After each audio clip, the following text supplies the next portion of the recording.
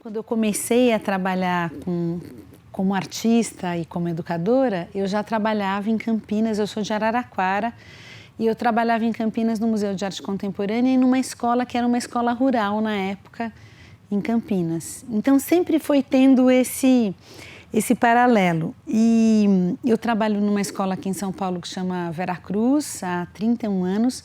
Agora, essa semana eu estou saindo da escola, eu estou muito feliz, porque 31 anos é muito tempo, então eu fiquei 12 anos no Tomiotaki e 6 anos na Bienal, sempre no Veracruz também.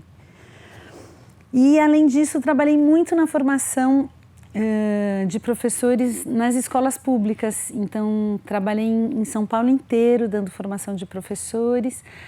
Quando eu estava no Tomiotaki, a gente fez uma formação grande para a prefeitura, era a Cida Pérez, que era a secretária de Educação, e a gente fez um Vivências Culturais para Educadores, que era um curso muito legal de 120 horas, com todas as áreas de artes. A gente fez uma parceria com o Espaço, na época era Espaço Unibanco de Cinema, e foi um negócio muito bacana que a gente viu. Vocês conhecem esse programa? Foi muito legal. Quem participou é inesquecível. É inesquecível, né? Para mim também é inesquecível. Porque era uma coisa muito viva, assim, de todas as áreas de artes, e você tinha oficinas, festival de cinema, shows, era muito legal. Então, esse foi uma coisa que marcou muito a minha vida. E na Bienal também a gente trabalhou sempre muito com a escola pública. Então, eu mesma já dei aula e fui trabalhando depois nos museus com a escola pública também. E nesse momento, acho que minha vida foi dando uma reviravolta já há algum tempo. E aí que eu acabei, como falou o Márcio, fazendo o Biná. Eu acho que a escala que a gente vai trabalhando, eu imagino que a escala de vocês, né? Vocês têm 4 educadores, mais os estagiários, é uma escala grande. A escala da Bienal é uma loucura, né? A gente chegou a ter 500 educadores, depois 250. E eu, pensando em tudo isso que eu fui fazendo, eu acho que é muito difícil você fazer uma coisa assim delicada com gente demais. Eu acho que 12 e 4 ainda é possível. 500, 250 é um desafio muito difícil. Então, acho que as pessoas vão fazendo entre elas e isso vai se tornando contaminável, vamos dizer assim. Mas eu tenho pensado muito da gente enfrentar essa ditadura da aceleração do tempo. E hoje, quando o Márcio falou que eles fazem 8 transversalidades, é isso mesmo, a gente fazer menos de cada coisa para poder fazer mais bem feito, para as coisas poderem reverberar na gente por mais tempo. Então, acho que a gente está vivendo um momento político muito difícil, que a cultura realmente está num momento complicadíssimo, e, por outro lado, acho que a gente está vivendo um momento que nós precisamos pensar no entalhe das coisas, num movimento mais profundo de tudo que a gente faz.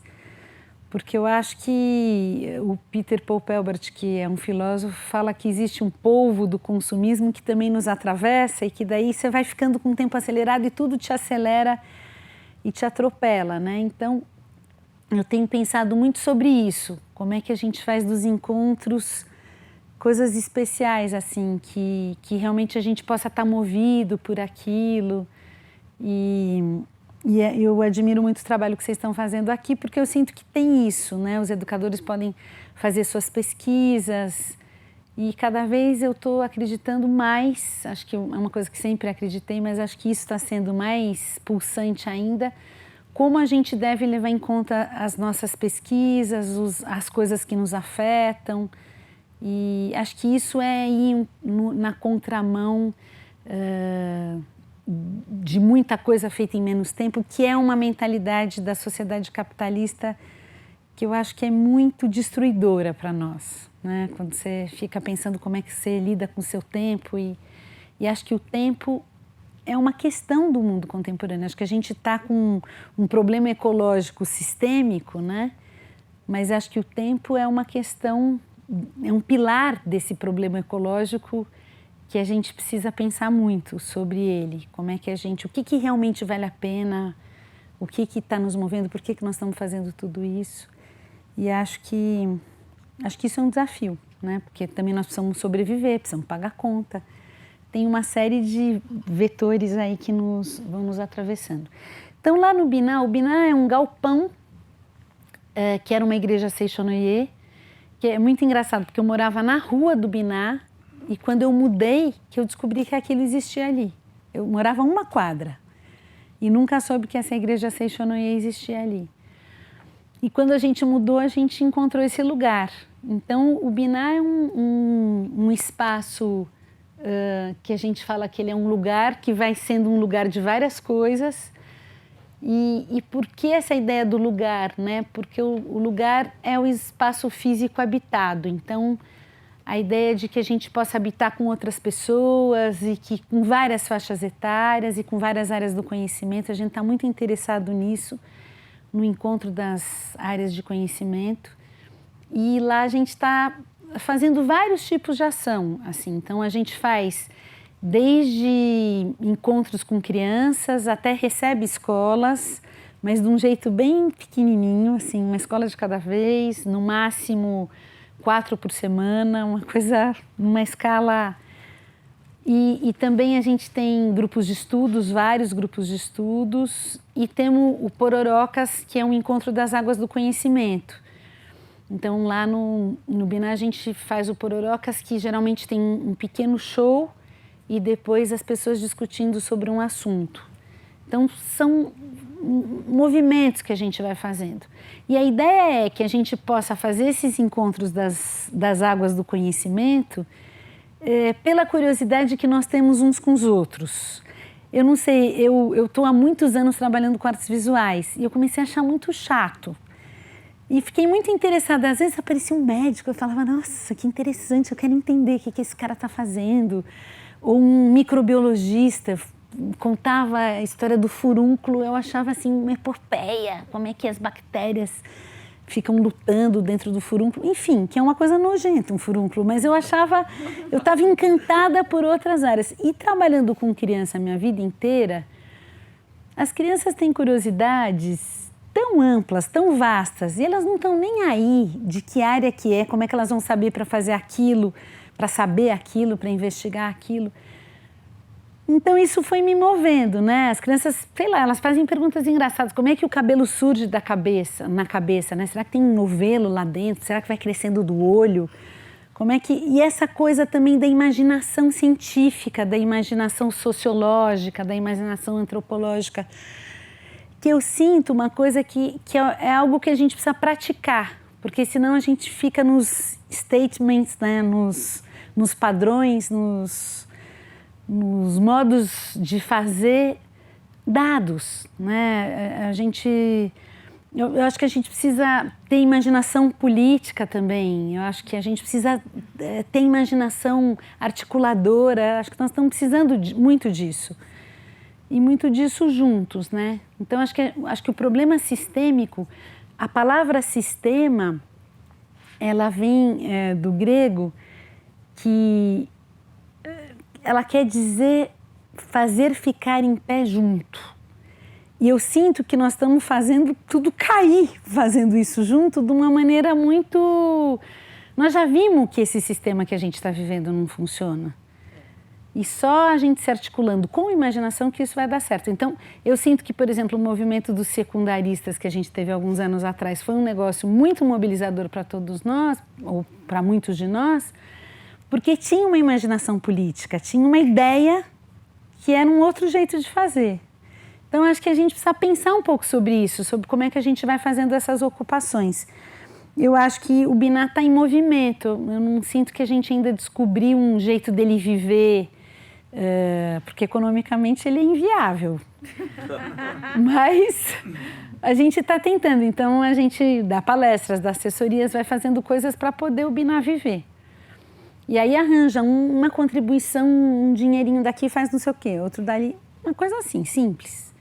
E a gente procura fazer tudo de um jeito simples, com uma equipe pequena, que vai fazendo acontecer. E muitas parcerias. Então a gente tem várias parcerias. Bom, E aí, lá tem uma biblioteca que a gente faz ateliê também, que é onde era o altar do...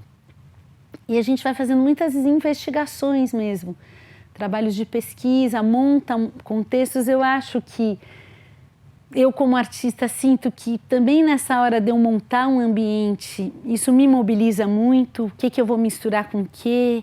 A intimidade que eu tenho com as materialidades, como é que essas materialidades vão se relacionar, que potência elas têm também de criar desequilíbrios, de criar estranhamentos, de coisas que não se combinam, que estão ali e vão criar algum ruído, né? E também de questões mesmo, as questões que nos mobilizam nesse momento, que perguntas nós nos fazemos, o que a gente está interessado em estudar. Então, são coisas que a gente tem tentado trabalhar com as pessoas. E ao mesmo tempo, por exemplo, isso são as minhas esculturas.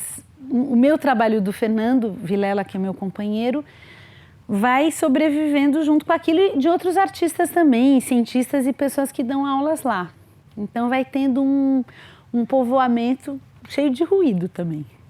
Que, às vezes, com o trabalho das crianças, às vezes dos jovens, a gente trabalha muito com artista. E às vezes vai um músico que vai, enquanto a gente está dando uma aula de colagem, um músico, o Airi Colares, nesse dia estava dando uma aula de percussão. Então vão acontecendo coisas juntas, assim, um pouco para se ativarem e criarem um certo tensionamento. Então, acho que tem essa questão, né, desse nome que eu e o Márcio conversando resolvemos dar, e que eu acho que eu, inspirada também pelo que o Márcio foi contando do Transversalidades, que são os atravessamentos do cotidiano, como é que isso vai acontecendo no cotidiano. E tem um amigo que chama Roberto Pompé, que é um arquiteto, que outro dia foi lá fazer um pororocas. Ele trabalha muito com moradia de comunidades que vão construir suas próprias casas. E ele foi dizendo a diferença entre o que é processo e o que é o avesso do processo, ou o contrário do processo. E ele começou a falar de que o processo tem a ver com detalhe, com um entalhe. E o avesso seria o atalho. Né? Então, sei lá, para uma criança, se a criança faz uma pergunta, como é que o pensamento surge na cabeça? E você vai olhar no Google, como é que neurologicamente o pensamento surge na cabeça, você acabou com a pesquisa da criança. Porque você acabou com toda a possibilidade da fagulha imaginativa que aquilo pode gerar para gerar uma invenção e sim, depois pode entrar no Google, não é execrável, mas eu acho que o Google é um atalho que empobrece a nossa vida. Ele pode ser um complemento, mas tudo a gente procurar no Google, e professor faz muito isso, né? Vai lá no Google e olha tudo, e dá uma empobrecida naquilo que a gente pode supor juntos, né? De como é que o pensamento surge na cabeça, será que ele entra pelo ouvido, tem uma usina aqui dentro, enfim, acho que aí tem várias histórias e narrativas que vão surgindo e algumas têm encontros com questões científicas. Então, acho que esses atravessamentos do cotidiano, eles foram me fazendo também pensar nos meus trabalhos de arte. Isso é uma maquete de uma instalação que depois que eu saí do Tomiotaki da Bienal, eu fiquei 12 anos no Tomiotaki, 6 na Bienal. Quando eu saí, eu estava numa crise profunda. Porque quando você faz trabalhos muito grandes, você faz muitas coisas maravilhosas e várias besteiras também. E aí você se encontra com você mesmo e fala, bom, o que eu faço com tudo isso, né? Tem coisas que foram muito boas terem sido feitas, outras... É que ninguém fala do currículo morte, só do currículo vitae, né? Mas o currículo morte é fundamental. Talvez ele seja mais importante do que o vitae, né? Então, nesse momento, eu fiquei pensando o que eu fazia com a minha vida, o que eu fazia do meu trabalho de artista. E eu fiz uma exposição numa galeria com quem eu trabalhava, e o galerista, que era uma pessoa muito especial, mas um anti-galerista, porque ele não vendia muito, mas ele era um cara muito legal. Eu falei para ele, chamava Central Galeria, ele chama Wagner. Aí eu falei, Wagner, eu queria fazer uma montagem bem comprida, queria ficar 15 dias fazendo uma montagem. Aí ele falou, pode fazer. Eu falei, mas eu também queria convidar umas pessoas para virem conversar comigo durante a montagem. Pode fazer. Aí eu comecei a fazer isso, eu chamava umas pessoas e durante a montagem ia conversando sobre o trabalho. E as pessoas me deram vários cutucões. Por que eu tinha a minha vida de educadora apartada da minha vida de artista? Por que as coisas não estavam juntas? Por que eu não integrava isso?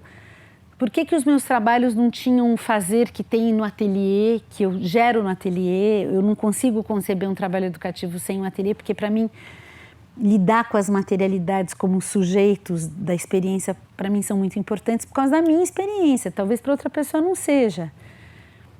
Isso tudo me fez ficar com várias questões. Como é que traz as pessoas? Como é que faz isso? Acho que eu ainda estou com essas questões, porque quando você vai fazendo trabalhos de arte, tem coisas que você tem momentos que fazem, ai, que coisa boa, cheia de vitalidade, e tem outros que você fala, isso aqui não está muito funcionando, isso aqui está dependendo de não sei o quê.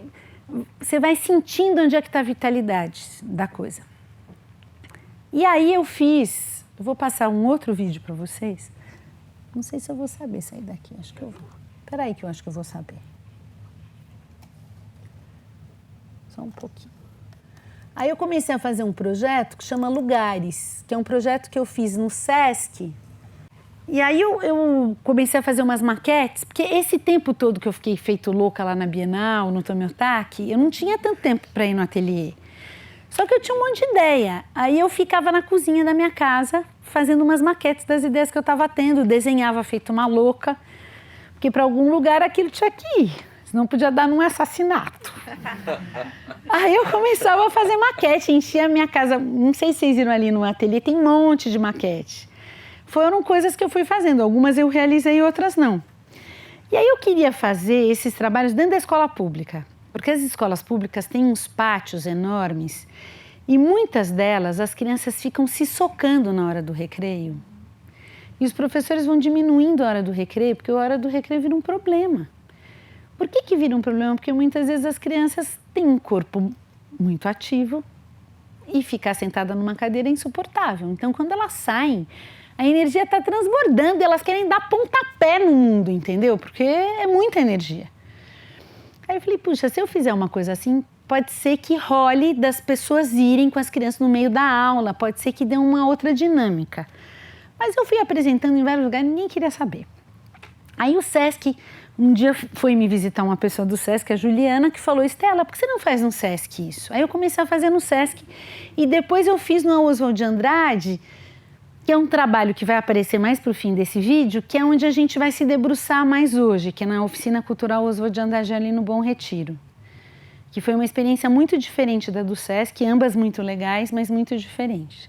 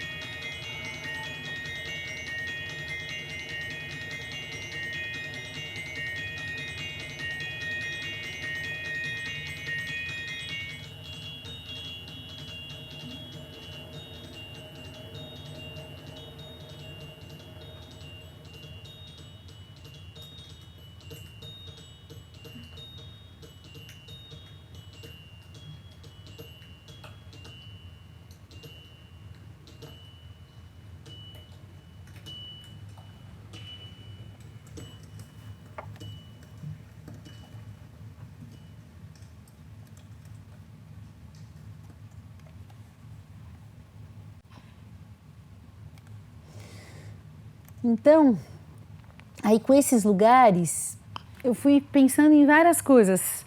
Primeiro, como é que é isso da participação? Como é essa coisa de todo mundo olhando para o mesmo lugar? Essa questão centrada no adulto, que muitas vezes a gente tem, que eu acho que é uma questão que a gente tem, né?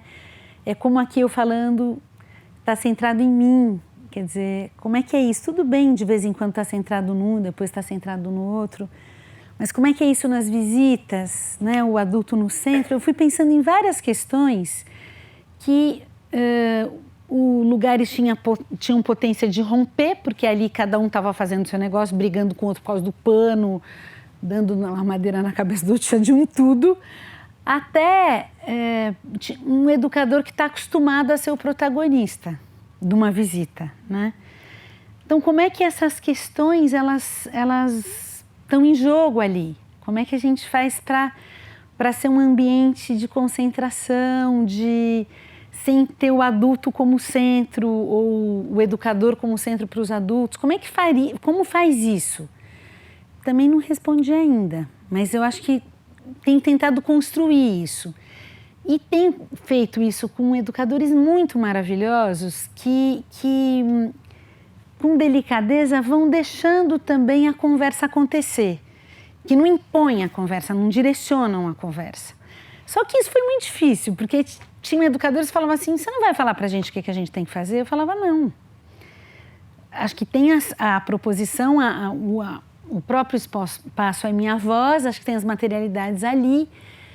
Vamos ver o que vocês sentem. E aí eu vou percebendo que, como qualquer exposição na nossa vida, na vida de educador, conforme você vai convivendo com aquela obra, tem umas que vão ganhando uma potência enorme e tem outras que vão se despotencializando. Tem umas que às vezes no começo, na Bienal tinha isso, no começo você ama aquele trabalho, depois você vai achando que ele não é tão bom, outros que vão ganhando mais. Isso tudo na convivência vai acontecendo assim como a convivência com as pessoas, né? Pessoas que você vai encontrando lados que você nunca tinha percebido, para todo lado. Então, acho que esse tempo prolongado de uma exposição, ele também gera essa possibilidade de você ir experimentando as materialidades, vendo quais são os tensionamentos mais legais, né? Porque para ter vida, não pode ser frouxo. Para ter vida, não pode ser um negocinho assim, tem que ser um troço que te dá tesão, assim. A pessoa que está propondo o negócio, ela precisa estar tomada por aquilo, porque senão não gera vitalidade. E aí a gente fica numa faseção, né? Você recebe um monte de grupo, nada acontece com você, nada acontece com os grupos e a vida continua, mas meio sem graça. Então, as pessoas que fazem o negócio acontecer são aquelas que estão envolvidas com o que elas estão fazendo. E por isso também deixar a coisa mais aberta, não tão... Acho que eu posso trazer as questões que eu pensei e tal, mas não dirigir, olha, isso você mexe assim. Eu faço... Às vezes tem uns grupos muito jovens e gente que nunca trabalhou, que não sabe nem como é que começa indo no banheiro. Eu vou no banheiro primeiro ou eu sento em roda? Você tem isso muitas vezes em exposição. O que eu falo? O que é a primeira coisa que eu falo? Isso rola. De gente que nunca fez isso, né? Que não teve tempo de estagiar. No SESC vão mudando muito as equipes, então você tem de um tudo. Então eu faço sim, às vezes, uma sugestão de ativação, mas eu prefiro não. Eu prefiro que a pessoa vá vivendo ali, vá convivendo e ao conviver, pode ler coisas também, mas ao conviver vá sentindo por onde vai. Para ter esse entalhe, para ter... E eu sinto que na nossa vida isso é fundamental. Quer dizer, se a gente trabalha feito um louco, acaba no fim do dia exausto, e nada valeu a pena como um encontro que te traz uma fagulha, como uma coisa que te mobiliza, não está valendo a pena viver. Em última análise, a gente sente isso. Quando eu saí da Bienal do Tomiotaki, um amigo falou para mim, eu já entendi, você está muito mais Excel do que o Word na sua vida. E eu estava mesmo, entendeu? Muito mais Excel do que o Word. E aí, isso não estava me... Ou Paint. Ou Paint. Então, isso não estava me trazendo mais essa coisa vigorosa. Eu estava precisando me encontrar com ela outra vez. Então, eu acho que isso tudo foram questões que eu tinha vivido anos na Bienal e no Tomiotaki. Vivi modos de fazer muito diferentes, porque no Tomiotaki tinha uma coisa mais lenta, que você podia estudar com as pessoas. Tinha um dia que nenhum educador trabalhava e todo mundo estudava. Na Bienal, os números são avassaladores, tinham 6 mil pessoas por dia. Um monte de gente trabalhando, pessoas fazendo coisas incríveis, outras nem tanto. Enfim, aí tinha o tarado do parque, o roubo do celular, tudo ao mesmo tempo agora. As relações com os artistas, com os outros curadores, todos os egos, porque Bienal é a coisa mais importante da vida das pessoas. Então, o curador central que está pensando a mostra é fatalmente a exposição mais importante da vida dele, uma das, pelo menos. E para os artistas também, ou você ali faz a sua carreira andar, ou você também faz a sua carreira afundar. Então, é uma tensão, só que a Bienal era a nossa vida no dia a dia. Quem vivia a Bienal, de fato, éramos nós. Então, era muito tenso, muito cheio de egos, muito cheio de contradições, uma loucurada louca. E aí, até que ponto você sinaliza com limites, até que ponto você conversa tudo, até que ponto, sabe? Todas essas questões, como é que a gente negocia, né? Uma grande negociação, um grande jogo. E aqui, quer dizer, nesses trabalhos, era uma coisa mais delicada, assim, você não precisava se impor. Mas, no fim das contas, nesse trabalho, a coisa mais difícil para mim é nos educadores. Já estava querendo jogar todos pela janela, mesmo eu sendo uma educadora. Porque eles brigavam entre eles, ninguém sabe pesquisar. A gente não aprende na escola a pesquisar. Pesquisa para mestrado, mas pesquisar na vida, sabe? Tipo, eu estou fazendo isso aqui porque é uma pesquisa para mim, porque eu estou interessada nesse negócio. Ninguém sabia. Então, as pessoas começavam a brigar, não se entender. Olha, menino, eu ia lá toda hora e conversava e tinha lá um coordenador que tocava. Muita confusão. Então, você tinha grupos que funcionavam muito bem e outros que não funcionavam tão bem, como em qualquer relação humana. Mas eu fui percebendo que talvez tivesse que baixar um pouco o tom. O número de grupos recebidos, a temperatura, o ritmo de fazer as coisas, a percepção, a presença que podia ser mais sutil. E teve um grupo mais recentemente em Jundiaí, que foi uma exposição que as educadoras eram umas pessoas tão maravilhosas, que quando você chegava, você não sabia muito bem o que você tinha que fazer, o que era ótimo. Você não sabia se você podia pôr a mão, ninguém falava também. Você podia pôr a mão, não podia, se aquele binóculo era para olhar ou não era. E essa hesitação, ela é muito boa, porque a gente está num mundo muito que já você liga o botão, aperta não sei o quê, vai por aquele caminho, tudo dado. A hesitação, ela é um dado maravilhoso desse nosso momento. Você fica em dúvida de uma coisa, você não saber, você não ter a palavra da vez, você está no vazio, você fala, puta, não sei fazer isso. Por onde que eu começo? Coisa maravilhosa, rica, momento rico, o momento de não saber. Ele é um pouco angustiante, mas... E essas educadoras eram umas mulheres delicadas que não se impunham muito, ficavam ali e daí iam se aproximando, cada uma do seu jeito, uma mais falante, outra mais alegre, uma mais propositiva, outra não. Mas sem um negócio assim, pessoal, tô aqui, agora todo mundo olha para mim. Não tinha isso. Tinha cada um chegando, indo por onde se interessava. Então isso mudou.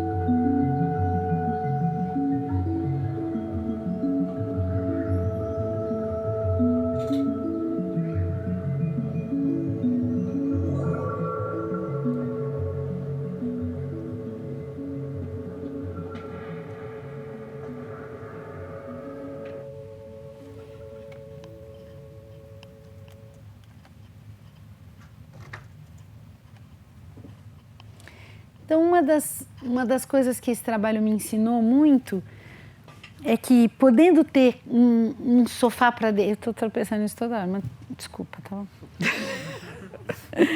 Podendo ter um sofá para deitar, podendo ter vários elementos, as pessoas têm convites diferentes.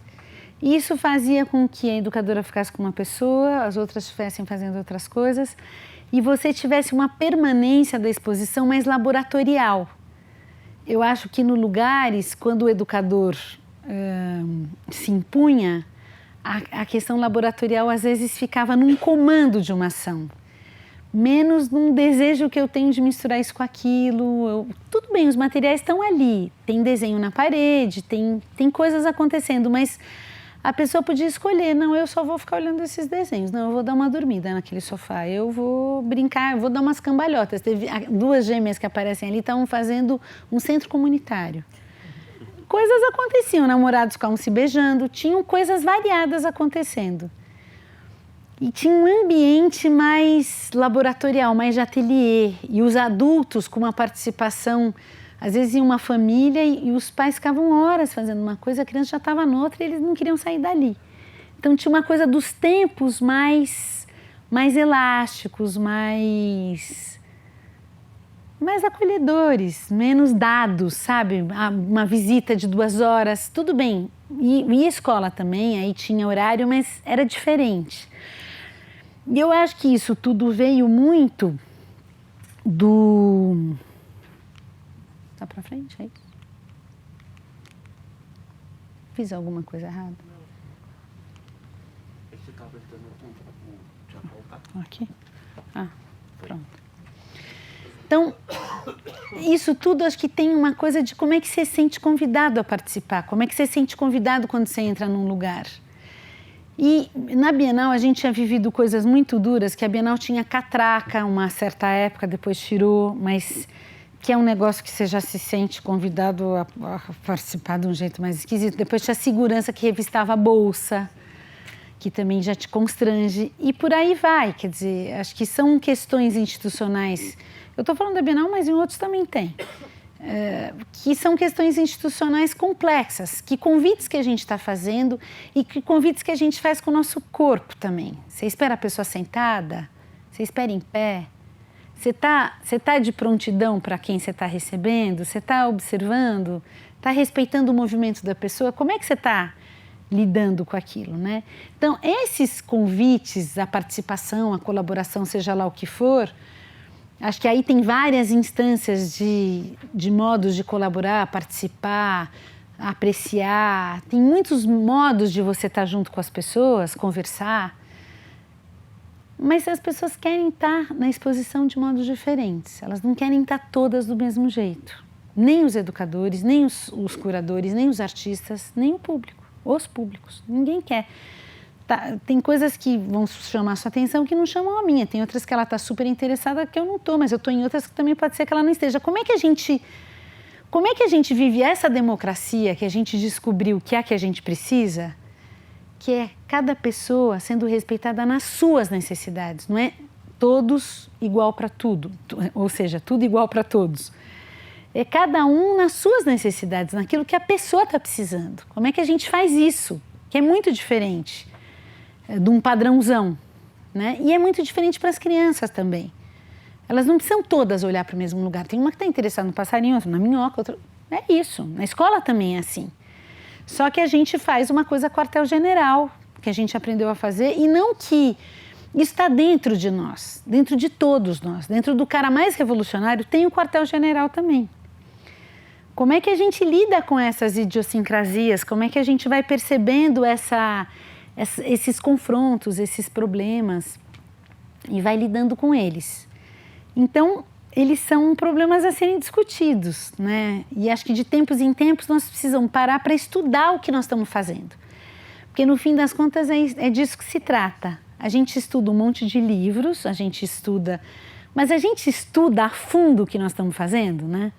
A gente escreve sobre isso, a gente faz um filme e todo mundo olha e vê como é que você estava atendendo, para onde as crianças estavam olhando, o que tem de potência, o que tem para você de potência dessa exposição, o que tem para ela. Eu tenho vontade de pular, o outro precisa ler um poema.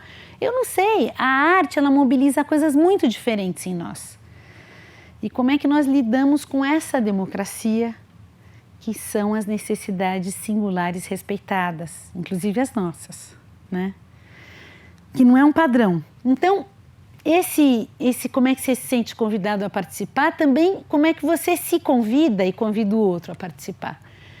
E aí eu acho que tem um jogo e situações relacionais, tem um jogo aí, porque vão tendo regras, combinados, as instituições que a gente trabalha também têm suas orientações, é muito complexo. O SESC, por exemplo, é muito interessante, cada SESC é um SESC. Apesar deles terem questões éticas muito similares, quem está na gestão define, tem gente que é muito mais aberto a essa variação, tem outros que visita de 2 em 2 horas, ganha senha, porque também, eu não estou julgando isso não, porque também vai ver que aquele SESC tem 500 milhões de pessoas, eles precisam de senha, porque senão não atende todo mundo. Ou seja, é complexo, acho que a gente precisa estar numa lida viva, gostar um pouco dessa briga, do estar em jogo, do estar em relação, entende? Porque não é dado. Não é assim, olha, gente, esse lugar está tudo perfeito, as visitas andam... Não, não é. E aí, acho que tem uma coisa também da visão. Eu tenho estudado muito essa questão da visão e dos outros sentidos, né? O olhar da gente, ele é muito condutor de tudo que a gente faz. Até pela julgador. Pelo olhar, você vai fazendo um monte de classificações, né? E como é que o corpo dialoga com o espaço, como é que o corpo está presente, é um lugar que você pode rolar, deitar para olhar as obras, como é que a posição do corpo está em relação aos trabalhos, é um lugar que se todo mundo fica em pé e vai andando em pé no mesmo ritmo, ou não, cada um pode achar seu ritmo. Como é que a gente lida com esse corpo dentro do espaço? Eu me lembro que quando eu comecei a ser diretora no Tobiotaki, eu dava aula para criança bem pequena. E um dia eu perguntei para as crianças, se vocês fossem levar um amigo no museu, as crianças tinham 6 anos, o que você falaria para ele? Aí um falou, eu falaria que lá é um lugar que ninguém pode pôr a mão. O outro falou, olha, eu falaria que é um lugar que não pode correr. O outro falou, eu falaria que é um lugar que tem que ficar em silêncio. Aí eu fui ouvindo tudo aquilo e falei, gente, que lugar chato. Não pode nada.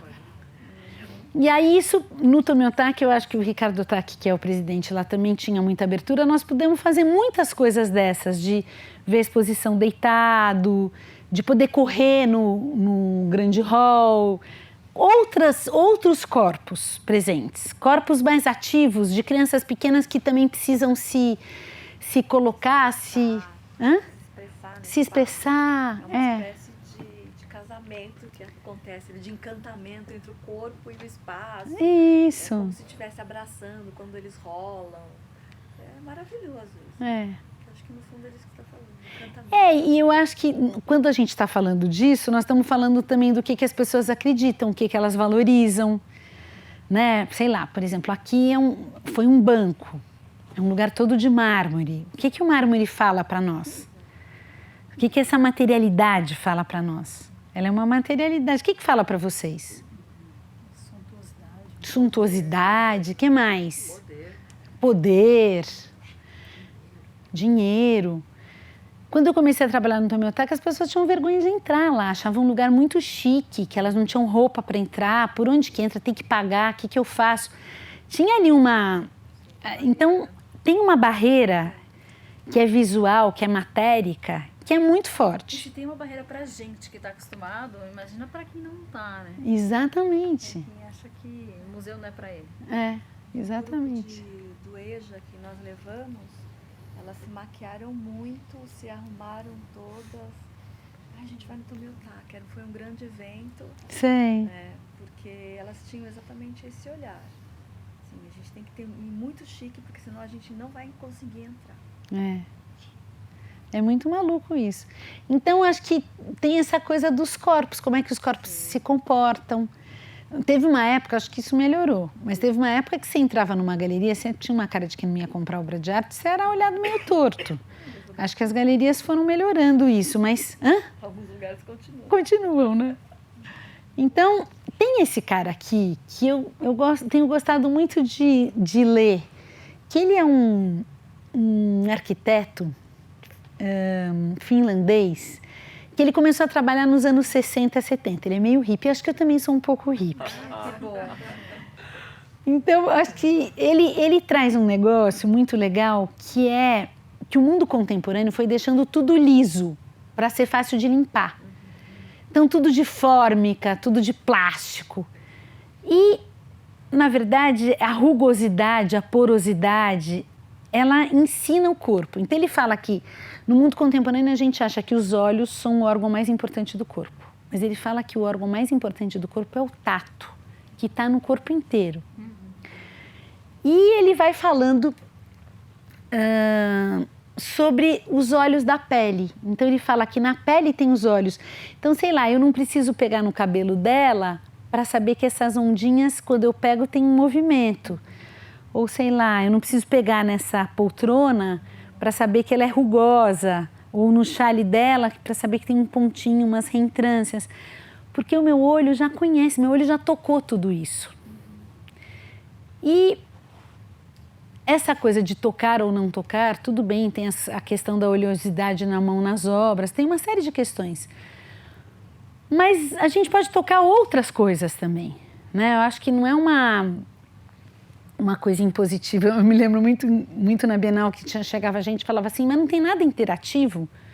Eu falava, tudo é interativo. Interativo muitas vezes com o olho. Então, essa coisa de tocar é relativa também. Às vezes você pode tocar e não querer dizer nada, porque também as pessoas, eu me lembro uma vez de uma exposição da Lígia Clark que as pessoas tocavam, quebraram tudo e era uma fazeção. Tocava, montava assim e ninguém estava ali presente. Às vezes tocar com o olho é melhor. Mas ele vai falando essa questão da pele. E ele faz uma crítica ao que ele considera essa supremacia da visão. E ele vai falando do corpo de um jeito que eu gosto muito. Ele fala, o peso do meu corpo encontra a massa da porta da catedral. E minha mão agarra o puxador à medida em que eu penetro no escuro vazio que segue. Eu me experimento na cidade. A cidade existe através da minha experiência corporificada. A cidade e meu corpo se complementam e se definem mutuamente. Eu moro na cidade, a cidade mora em mim. Então, ele está falando da relação do corpo. E ele tem os outros textos que ele vai falando como é que é uma pessoa subindo uma escada grande. Como é que é sentir esse corpo subindo a escada. Então, a nossa relação com a cidade, a nossa relação com a escala das coisas, né? Um trabalho como esse. Eu cheguei aqui, tinha uma pessoa que eu conhecia, por acaso, vendo a exposição, e ela estava encantada de olhar de baixo e ver. E ela ficou horas assim, ela ia girando. E era uma dança, uma coisa linda. Ela ia girando e olhando assim, e ia girando. Quer dizer, são convites para o corpo muito diferentes, né? São convites que te mobilizam a ter energia com aquilo. Então, peraí que eu estou fazendo tudo errado. Ele vai falando dessas experiências sensoriais através do corpo.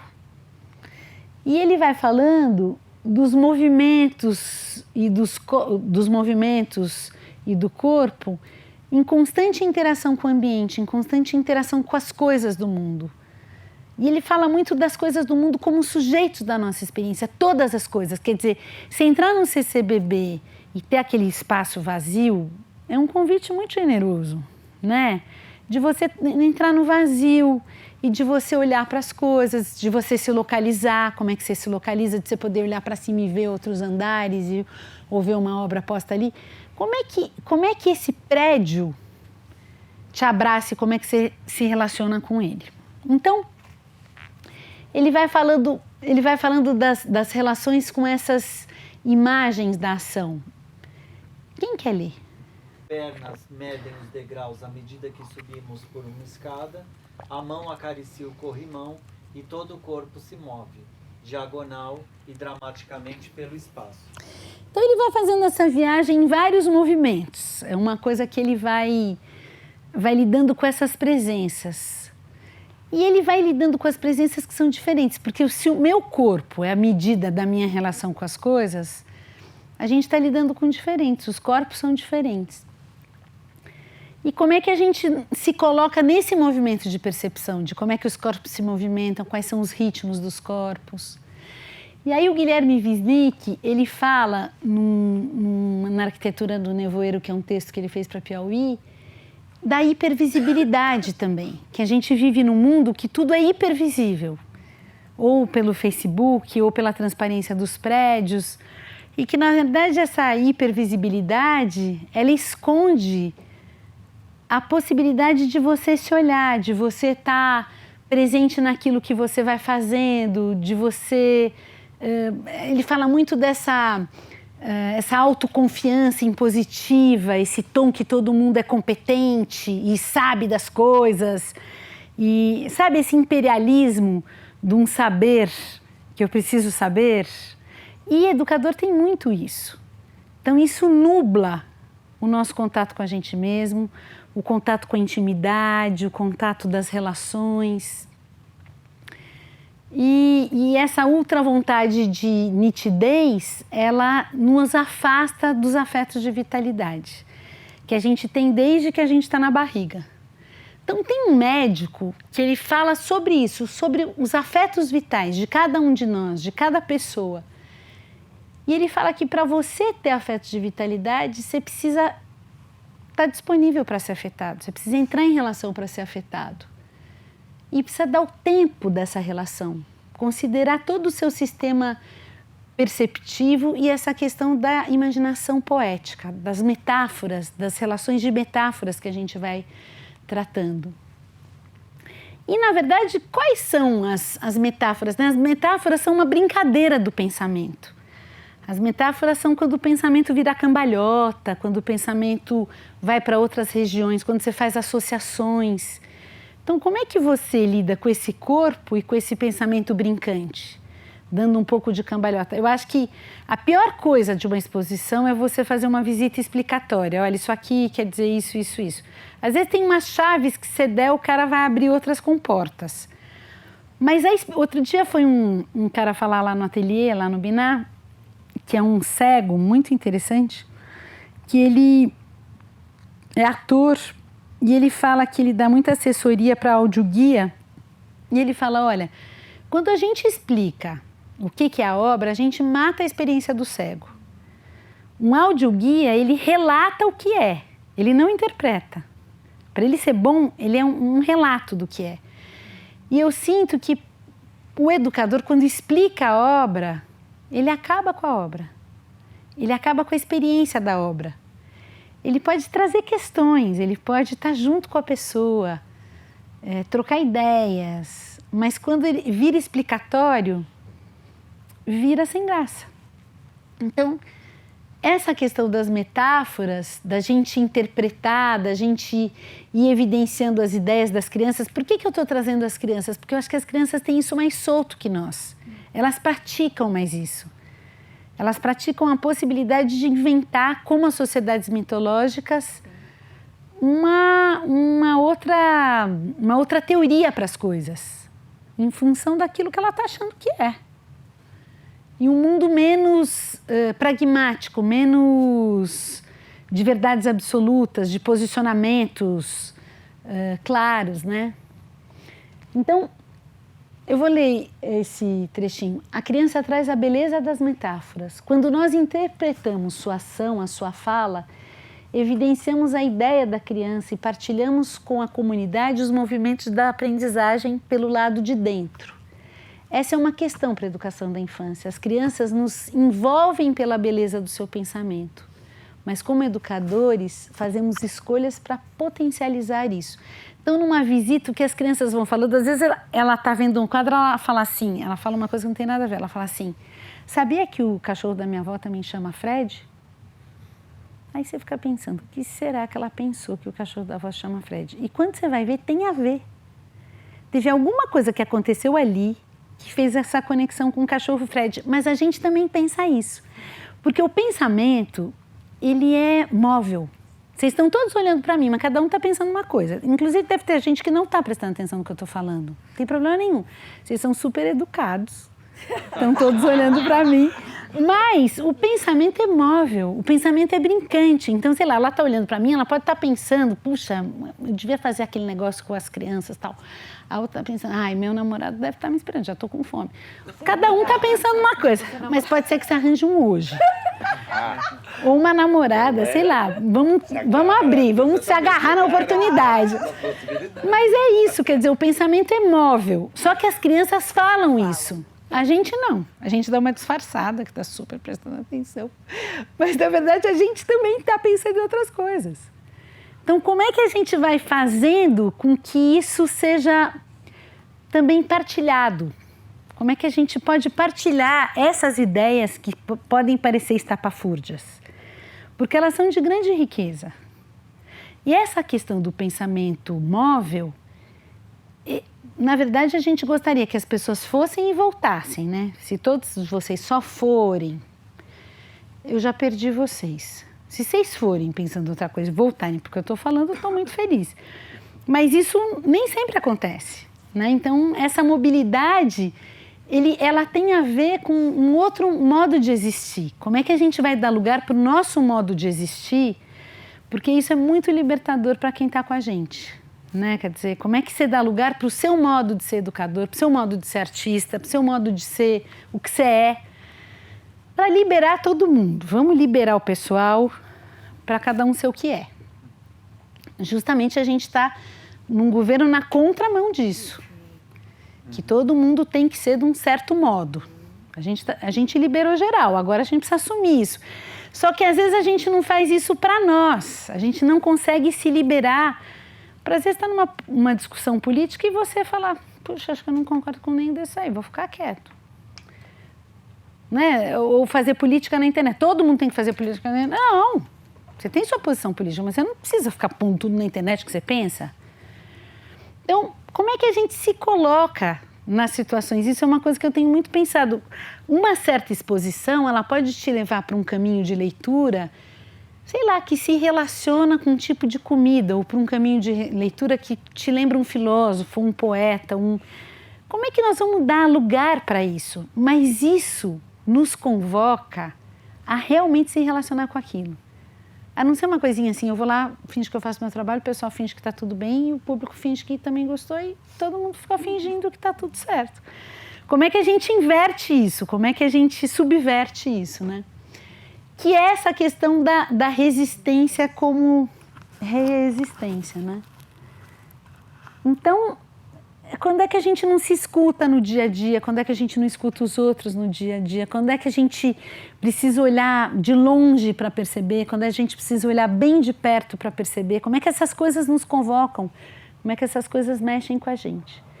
E aí tem o Davi Lapujade, que é um filósofo que trabalha com as existências mínimas. Ele vai trazendo as questões daquilo que pode passar desapercebido, daquilo que tem potências escondidas e que a gente não está vendo. Então ele vai falar como duvidar da realidade da existência quando estamos aqui, presentes nesse mundo. Como duvidar disso? A existência não é totalmente real. Como é que a gente vai lidando com essas maneiras de ganhar realidade, uma luz mais intensa? Como é que a gente vai lidando com essa mudança de planos? Como é que a gente torna o real como aquilo que existe, mas que também traz a imaginação? Como é que a gente vai fazendo isso? E não fica num modus operandi. Isso que eu estou falando faz sentido para vocês? O que vocês estão pensando?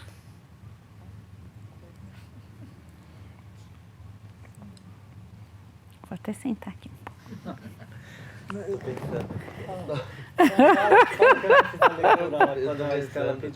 Não, eu tô pensando, eu tô muito comparando o meu trabalho com todas essas questões que você está trazendo, assim.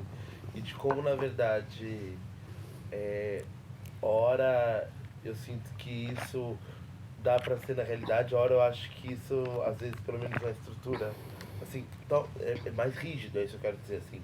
E aí eu tô pensando como que eu vou desamarrar, como que eu vou amolecer essas coisas que são muito rígidas, porque é muito mais interessante pensar a prática do trabalho a partir desse prisma, de uma coisa que possa ser mais leve e conjunta, que às vezes a gente vai se deixando levar e quando a gente vê, a gente tá num loop de coisas, você fala assim, é isso, você começou a falar do desacelerar. É. E aí você vem trazendo essas outras coisas e a todo momento eu me paro assim e falo, nossa, eu fiz isso na semana passada, foi tão corrido. Se eu tivesse feito, sei lá, sabe?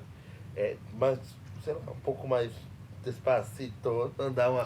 Mas olha, né? eu tô falando tudo isso, mas eu não tô com nada disso resolvido. Não, mas eu acho que e é ótimo que não seja. Porque e aí voltar para trás para pensar nisso é um dos aspectos que eu acho interessante. É. Porque assim, eu fiz assim, acho que talvez eu poderia ter feito assado, que seria um pouco mais tranquilo. Agora eu tô pensando, e eu posso a partir disso pensar, o que eu tenho que fazer, por exemplo, na semana que vem. E aí... Eu acho que tem um negócio que você está trazendo que é muito interessante de pensar institucionalmente. Eu já vivi em muitas instituições. E as questões conceituais, elas precisam estar reveladas na prática. Então, por exemplo, se a gente pensa que a gente precisa estudar, vamos supor, nossa equipe precisa estudar, precisa ter tempo para estudar. Se a gente pensa que nós precisamos... Na escala. Na escala. Na escala. Claro. Se a gente pensa que nós... Tá aí. Não adianta só falar que tem que estudar, tem que estar reservado na escala, um tempo na escala. para pausa do estudo. Isso. Se a gente pensa, gente, nós precisamos trocar ideias, eu preciso contar para vocês que eu estou com um problema num tipo de visita que eu estou fazendo. Troca de informações. Troca. Que horas que faz isso, gente? Na escala. E assim, e aí a gente fala assim, puxa... E nem na escala a gente consegue fazer quando todo mundo tem a preocupação de fazer a troca de informações.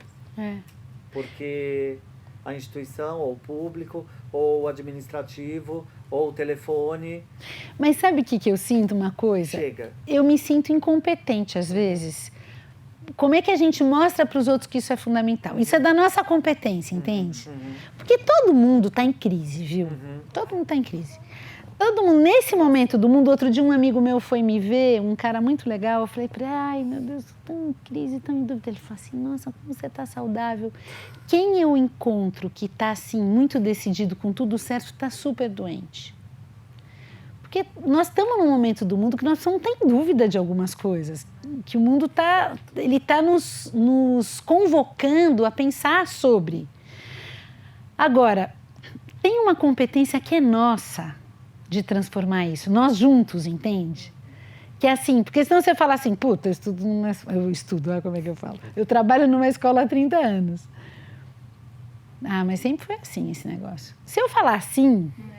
Não sou, porque nunca vai mudar mesmo. Eu já estou decretando que esse negócio está desse jeito. Como é que a gente transforma as estruturas juntos por um caminho bom, contaminando, né? O Cildo Meirelles fala que é um artista plástico, ele fala que ele gostaria que os trabalhos dele sequestrassem as pessoas. Como é que a gente sequestra as pessoas? Com o nosso modo de fazer e com entusiasmo. Tudo bem, gente, os bolsonaristas estão todos por aí. Mas eu acho que se a gente não bater de frente, mas for por outros caminhos, eu acho que a gente consegue. Não sei se eu sou muito otimista, talvez, mas acho que a gente precisa tentar. É porque a gente só está pensando em um caminho que sempre foi feito, só que ele não está mais funcionando.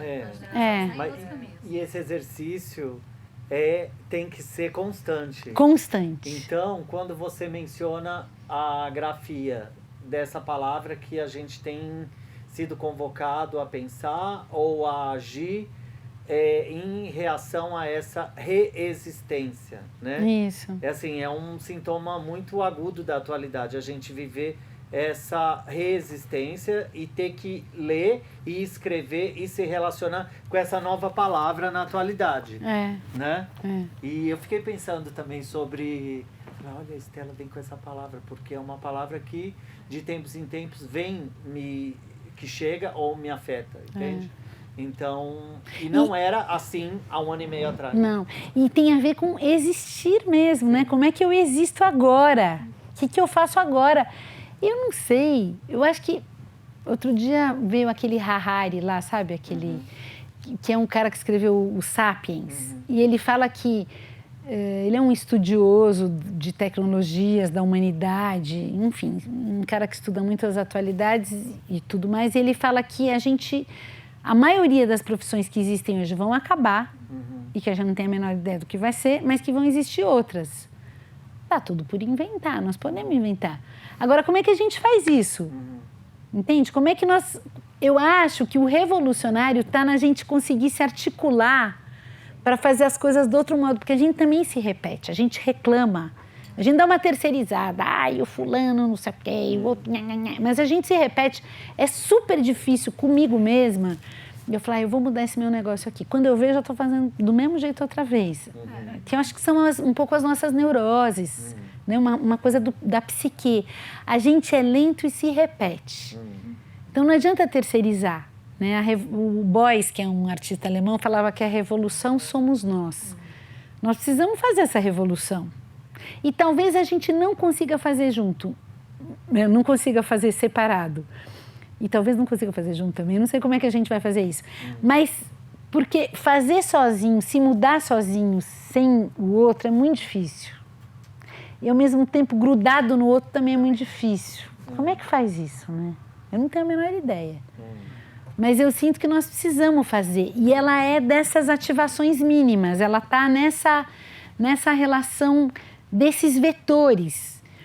E o Davi Lapujadi, ele fala assim que os vetores, as linguagens, elas estão dentro do sistema. Elas não são formas, elas são só forças. Então, esse jeito que a gente faz, esse jeito que eu fiz de ser mais Excel naquele período da minha vida, aquilo não era só a forma do Excel, aquilo trazia como um signo, como uma representação, como um sentido de um modo de funcionar que era representado pelo Excel, que ocupava meu tempo, entende? Tem uma questão política de ocupar o nosso tempo. Aquilo que ocupa o nosso tempo ocupa a nossa vida. Então, como é que a gente lida com isso? Como é que a gente se ocupa das coisas? Eu acho que quando você traz essa questão, tem coisas que eu vou conseguir, tem coisas que não. Todos nós, né? Eu acho que tem coisas que nós vamos ter que continuar pagando a conta de luz, porque senão nós vamos ficar sem luz. Acho que tem coisas muito concretas na nossa vida. Mas talvez chegue um tempo que a gente resolva que a luz vai ser rateada entre a população juntos de uma outra maneira, ou que a gente não quer que o ônibus seja de graça, todos decidamos que o ônibus vai ser de graça. Nós não chegamos nesse ponto ainda. Nós precisamos ficar um pouco mais sabidos entre nós precisamos nos fortalecer num coletivo, mas... Isso que você disse é um fato, nós precisamos nos fortalecer no coletivo. E é muito difícil também, porque não é fácil conviver, não é fácil pensar junto, não é fácil... E acho que a gente tem uma expectativa também de um pai que vai resolver o nosso problema, de um chefe que resolva tudo, e não vai existir esse negócio, viu? Não vai existir essa pessoa. Somos nós mesmos. Nós temos que nos... Eu fico vendo as festas populares. Você vê como elas funcionam bem. Sei lá, um Bumba Meu Boi. Um Bumba Meu Boi é um negócio, é um empreendimento, gente, um Bumba Meu Boi. As pessoas bordam as roupas, as pessoas fazem caruru, as pessoas tocam os tambores, vem tambor de não sei de onde, aparece bebida, catuaba de não sei... Não tem chefe, tem lá uns líderes, mas não é uma coisa... É o povo fazendo para o povo. E funciona. A escola de samba também é assim. Tudo bem, tem o bicheiro atrás, tem um monte de coisa, mas tem um negócio que funciona, entende? Então, eu acho que... E outro dia eu estava lendo sobre as plantas e eu achei muito interessante. Chama Revolução das Plantas, esse livro. É muito legal. E ele fala que a gente precisa aprender muito com as plantas, porque as plantas não têm um coração, 2 pulmões, como a gente... As plantas têm os mesmos órgãos por elas inteiras. Então, se você corta um pedaço, o que vai crescer vai tendo os mesmos... E aí esse cara vai fazendo, como que ele chama mesmo, o autor? Esqueci o nome dele. Ele vai fazendo uma leitura de que os sistemas centralizados numa pessoa, eles estão fadados ao fracasso. Porque se aquela pessoa morre, aquilo acaba. Então, como é que a gente faz um sistema? Eu também não sei direito. Como é que a gente faz um sistema que funcione bem e que todos nós, ou alguns de nós, ou tenha pequenos centros, eu não sei como é que a gente faz isso, com responsabilidades diferentes, porque nós todos não sabemos fazer as mesmas coisas também. Mas como é que a gente faz isso funcionar, com responsabilidades diferentes? Agora, isso exige de nós uma responsabilidade, entende? Que a gente não foi educado para ter. Para cuidar mesmo, né? Como é que a gente cuida mesmo da nossa vida, da nossa roupa, do chão que está sujo, do pincel. Eu trabalho com um monte de artista. Às vezes eu falo, gente, deixa tudo uma zona, entendeu? Daí você fala assim, gente, precisa arrumar. Vamos arrumar. Hã? Stefano Mancuso. Isso, Mancuso. Esse livro vale a pena ler. Ele é muito interessante, esse cara. Mas, então, acho que são questões, as questões que estão dentro da educação, que estão dentro da educação pela arte, elas estão dentro do mundo contemporâneo. A questão da ecologia, ela é uma ecologia interna. A gente está vivendo questões da ecologia da atenção, porque as pessoas estão com problemas de atenção. Ela sempre foi móvel. As pessoas estão prestando sempre atenção em alguma coisa. Mas agora todo mundo quer que as crianças prestem todas atenção na mesma coisa, aí dá remédio, porque não está desatento. Ele está atento, só que em outra coisa, não aquilo que a professora está falando. Então a gente está vivendo essas... E ao mesmo tempo, eu não sei vocês, mas às vezes eu fico lá no celular. Quando passou um tempão, eu fiquei tão dispersa e não me alimentou em nada ficar naquele negócio. Umas 300 abas abertas. Umas 300 abas abertas. E a gente é capturado. Vocês são capturados também? Eu sou muito capturada. E às vezes eu falo, não, hoje eu vou deixar numa gaveta meu celular, que eu não vou olhar para a cara dele. Então, eu acho que tem essas capturas do mundo contemporâneo que fazem também você sair desse núcleo que te alimenta, sair daquilo que realmente vale a pena na sua vida. Então, sei lá, você está num museu, que obra que é uma obra que, puta, essa obra, ela muda tudo. Vou falar dela. Como é que a gente cria essa diferença pelo atravessamento que traz para nós, né? Porque, sei lá, você pode estudar, você pode trabalhar, eu sempre acho que o professor estuda também. Sim, então. Você pode estudar, trabalhar numa escola pública, que tem um currículo. Quem vai decidir como é que aborda aquilo é você. Então, por que fio que você começa, né? E acho que essa questão da força e da forma, eu acho que nós precisamos olhar muito para isso, porque nós estamos com muitas formas vazias. Mesmo formas de palavras, sabe aquelas palestras que você vai, que você fala assim, ai meu Deus, essas palavras todas que toda hora eu estou ouvindo coisa mais chata. Que são essas palavras que são legais, mas que vão se esvaziando de tanto serem usadas sem conexão. Como é que a gente dá força para a forma? Como é que a gente traz uma forma que tem força? Ou inventa? Que não vai ficando tudo camiseta em série. Como é que a gente retoma o vigor da forma? Né? Como é que a gente faz isso acontecer? E aí o Davi Lapujade fala assim, pois a arte são todas as artes e a existência é cada um dos modos de existência. Cada modo é por si só uma arte de existir. Ou seja, tem uma questão existencial que nós estamos vivendo que são os modos de existir. Como é que a gente dá lugar aos modos de existir? Conseguindo pagar a conta, conseguindo sobreviver, que é um desafio imenso. Mas como é que a gente faz isso? E como é que a gente faz isso num coletivo? Né? Como é que você faz isso num grupo que você tem uma liderança? Como é que você lida com isso? Seja com um grupo de alunos, seja com um grupo de visitas, seja com um grupo de professores, seja... Como é que a gente faz efetivamente ter respeito, você ter respeito pelos outros e os outros entre si, desses modos de existir. Como é que a gente faz isso acontecer? É uma lida profunda, né? Bom, e aí ele vai falando os modos de existência como essas ocupações de tempos e espaços. E essa existência dos fenômenos como coisas e desses seres imaginários. Então, o tempo todo, o que está presente, o que é pensamento, o que é corpo, o que é imaginação, o que são as coisas que se lida, são todos sujeitos da nossa vida, são todos sujeitos da nossa... E aí ele vai falando assim, todo ser é uma maneira de ser e reciprocamente toda maneira de ser é um ser distinto, que existe a sua maneira. Então tem aí uma coisa linda, né? Eu só vou andar mais rápido. Que horas são agora? Agora são 7h30. Tá. Eu vou pular um pedacinho porque eu queria ir para essas obras oficinas. Esse trabalho eu fiz em 2015. Lá na Oficina Cultural Oswald de Andrade. E ele foi muito interessante. Ele tinha, vocês viram no vídeo, ele tinha essa sala das caixas e lá fora ele tinha uma cozinha aberta, que as pessoas podiam cozinhar e que a gente recebia também as pessoas para cozinharem, iam cozinheiros.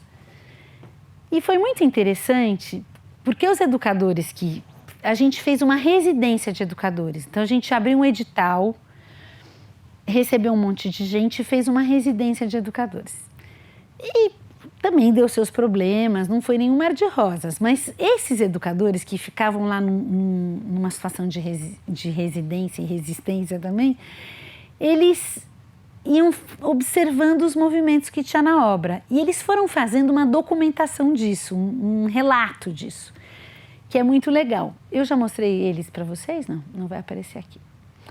Eu chegava lá, cada hora estava de um jeito. E essa era a cozinha, que a gente tinha ervas plantadas e vinha a fruta da feira, a gente comprava fruta na feira e as pessoas iam ali cozinhar. Então, a gente cozinhava junto no fim de semana, iam cozinheiros, e essa cozinha, a gente tinha uma capinha que cobria isso porque ficava ao ar livre. Opa, tá isso mesmo. E aí, lá nesse trabalho, teve uma coisa da observação dessas pessoas, deles se abalarem pelas existências que haviam ali. E deles serem também observados e observadores. Então, o Boal fala assim, que todos os seres humanos são atores, porque atuam, espectadores, porque observam. E ele fala que somos todos espectro-atores. E eu sinto que esses educadores se colocaram muito nessa lida. E eles foram cartografando as percepções, localizando, conectando as experiências. Tem essa frase da Virginia Kastrup, que é uma psicóloga, que ela fala: do cartógrafo se espera que ele mergulhe nas intensidades do presente para dar língua para afetos que pedem passagem. E aí, isso era a curadora foi a Galciene Neves, e a gente fez esse material, e um trabalho chamava Para Ver a Paisagem. Então, uma paisagem é uma forma de apreensão do mundo, um desenho que traçamos a partir de relações com a realidade que nos cercam e com os lugares imaginários que nos povoam. E a gente foi estudar muito sobre a paisagem, o corpo fazendo paisagem, como é que a pessoa se deslocando, ela intervém na paisagem. E o outro trabalho era o Desfrutar, que era essa cozinha, consiste numa instalação de um ambiente que mescla pomar, cozinha e mesa de encontro. Só que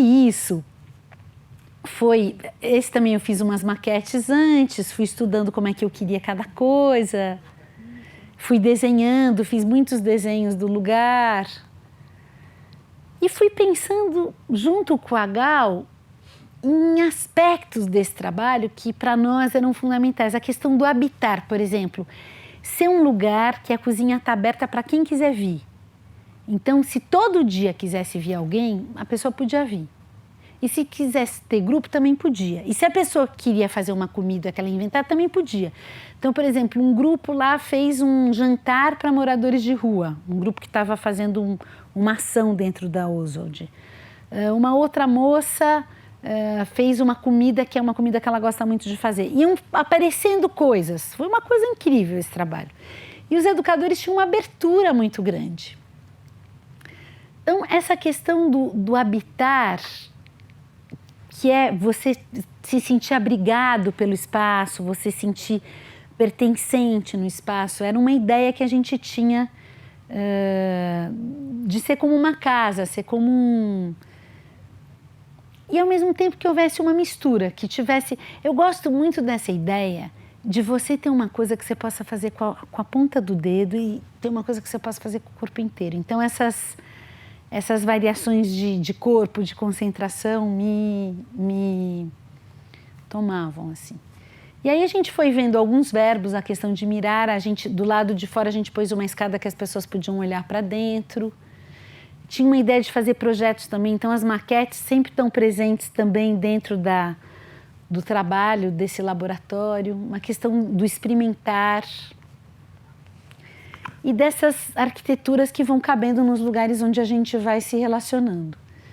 E aí, esses educadores aqui, que era a Bianca Ferreira, o Cadu Gonçalves, a Filipa Jorge, a Luciane Lopes, a Raquel Costa, a Raíssa Oliveira e a Estela Ortiz. Eles foram desenvolvendo vários tipos de mapeamento.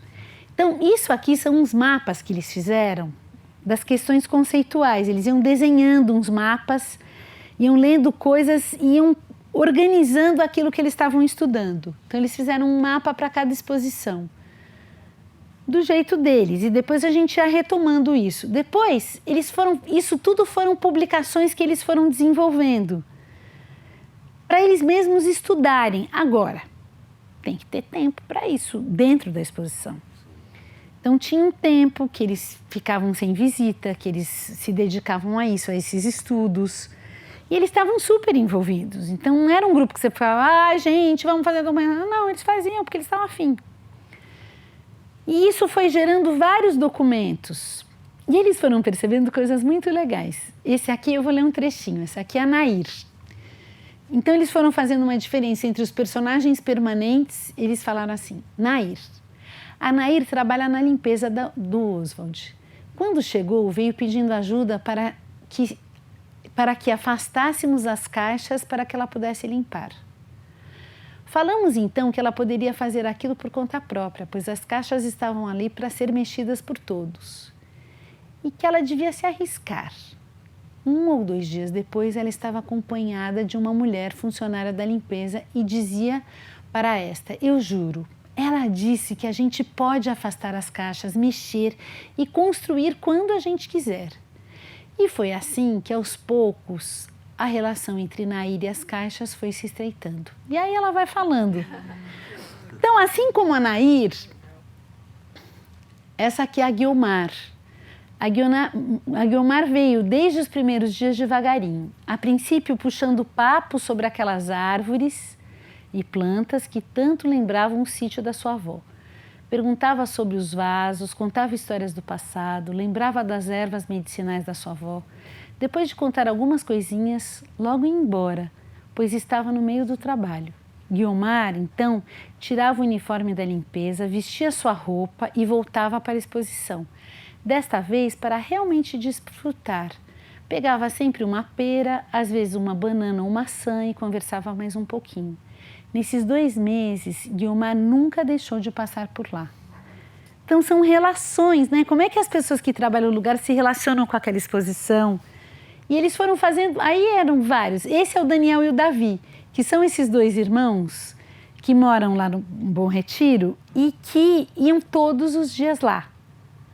E eles construíam, e eles cuidavam das plantas, e eles faziam suco, e eles brincavam. Virou um pouco um quintal da vida deles. E depois eles começaram a notar os personagens passageiros também, pessoas que fizeram a diferença. Um dia veio um maluco aqui, enfiou as 2 mãos num vaso, encheu de terra, pediu para tirarmos seu óculos e então colocou as mãos no rosto, se lambuzou de terra, fez rezas e falou do índio 7 flechas, desenhou símbolos na perna com os 2 dedos sujos, fez flexões e foi embora. E aí vão tendo várias histórias. Ou essa mulher que sempre passava, pulava as caixas e nunca interagia com nada nem com ninguém. Enfim, são várias. Ou essa menina que ficou dançando com as caixas. Então, por que eu estou trazendo isso? Porque a gente conversava muito, a gente teve várias reuniões, vários encontros para falar sobre essas coisas. Mas essas são existências mínimas, são pequenas existências que acontecem numa exposição que a gente não se dá conta, porque ela não é numérica, entende? Ela não é um grande grupo, ela não são 59 pessoas, elas são pequenas existências que fazem a diferença daquele que está lá e daquele que está trabalhando também. Daquele que vai e aquele que está trabalhando. Que são os pequenos encontros, que é um pouco, quando a gente está com uma sala de aula, que uma criança fala uma pérola e outra fala outra. E é isso que vai dando o relevo para aquilo que a gente está vivendo. Não uma coisa genérica. Nós precisamos fugir do genérico. O genérico devia ser nosso inimigo. Porque o genérico não cria vitalidade. O genérico é guardado em pasta, em arquivo. Que são os números, que são as... Ai, foi super legal, gente, eles adoraram. Não fala nada isso. Gente, foi tão emocionante. O que foi emocionante? As crianças falaram tanta coisa. Né? E aí a gente fica tudo no genérico. Essas Guiomares, Nair, essas pessoas, os meninos, esses educadores maravilhosos, isso que vai fazendo a diferença. Esses educadores, com certeza, nunca mais vão esquecer essa experiência. E nem essas pessoas, e nem eu. Estou trazendo aqui para vocês. Nem nós. Então, eu acho que uma guerrilha é pela vitalidade. Pela nossa vida valer a pena. Essa é uma guerrilha.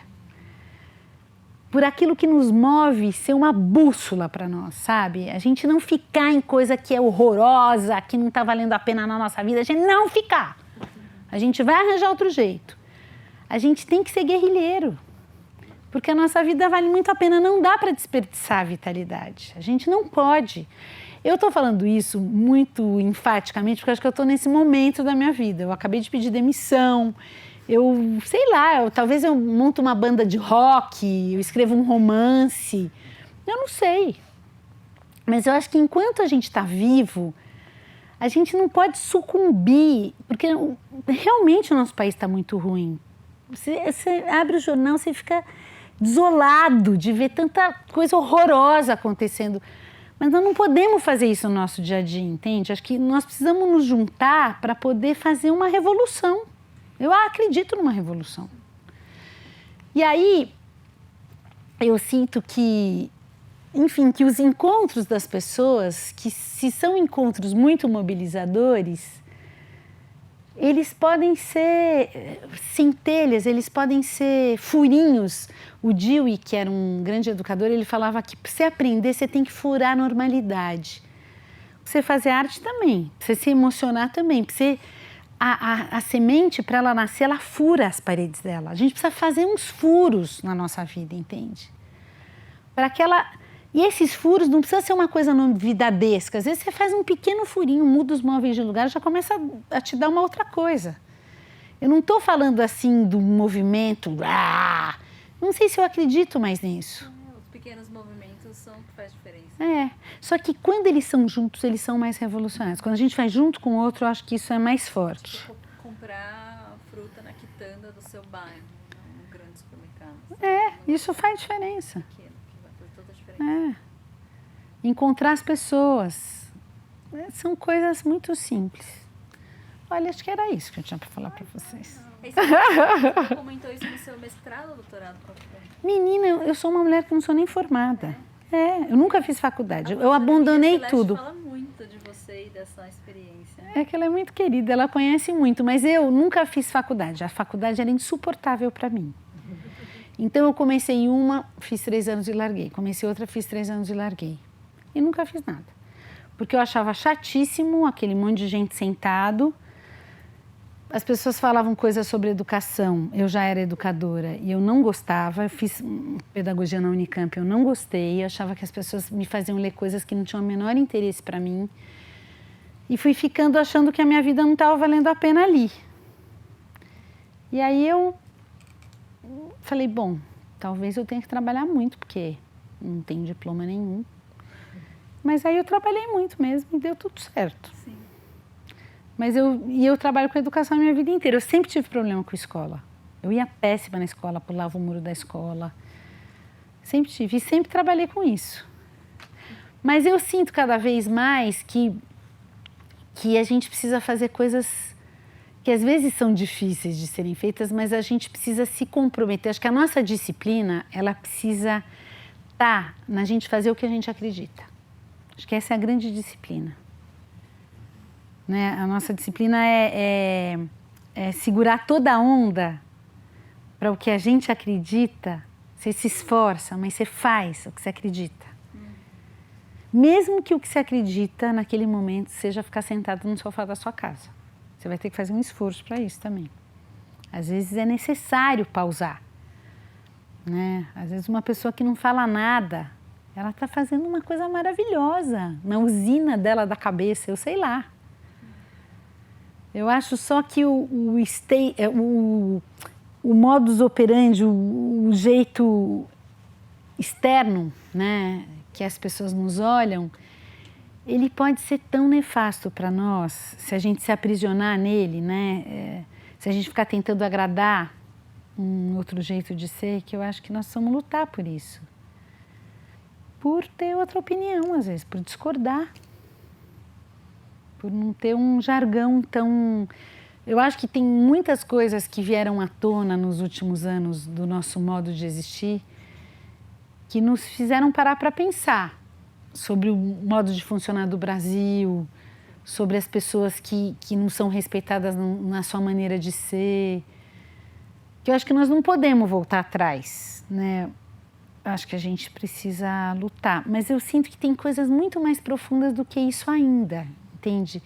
Acho que isso que se revela é só a pontinha do iceberg. Acho que tem muitas coisas que a gente foi herdando das gerações de antes de nós e que a gente reproduz e que a gente não problematiza de um jeito fresco. Às vezes a gente pega uma linha e fica problematizando sempre do mesmo modo. E isso não cria vitalidade, não cria um outro caminho, né? Acho que... Enfim. Agora vocês podem falar, porque eu já falei muito. Eu falei para vocês falarem comigo e eu falei feito uma louca. Deixa eu só passar um informe. A gente tem 2 ônibus para agendamento com grupos e antes da gente terminar aqui, a Jéssica, que está lá no fundo, vai conversar com professoras ou professor para ver se é o caso mesmo. Então a gente tem para esse encontro 2 agendamentos já para a exposição do Egito Antigo, do Cotidiano à Eternidade, que abre em meados de fevereiro, né? Então, assim, não só estou falando que antes da gente sair daqui... Mas eu acho que você faz muito bem de falar. Muito legal. E aí tem o certificado para vocês que estão participando do Transversalidades com a Estela. A gente tem aqui a lista de presença digital num tablet.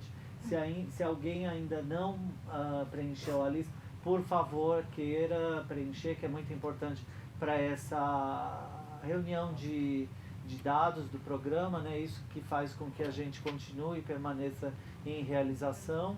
E um último informe que ao fim da atividade tem as vans, o transporte de vans que levam vocês até a estação de metrô República. Sai aqui da fachada da porta principal do CCBB, tá?